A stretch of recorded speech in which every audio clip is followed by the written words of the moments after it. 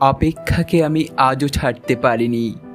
হ্যাঁ, অপেক্ষার কথাই বলছি।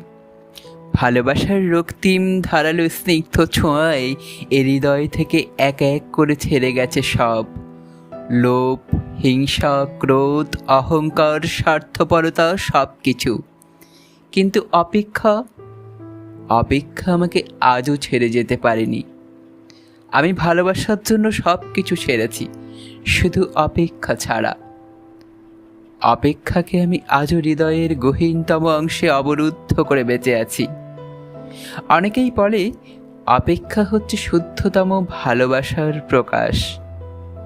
ভালোবাসতে সবাই পারে, কিন্তু সবাই প্রিয়তমার জন্য অপেক্ষা করতে পারে না।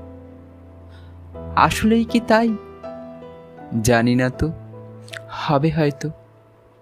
তবে অপেক্ষার কাছে আমি অনেক ঋণী।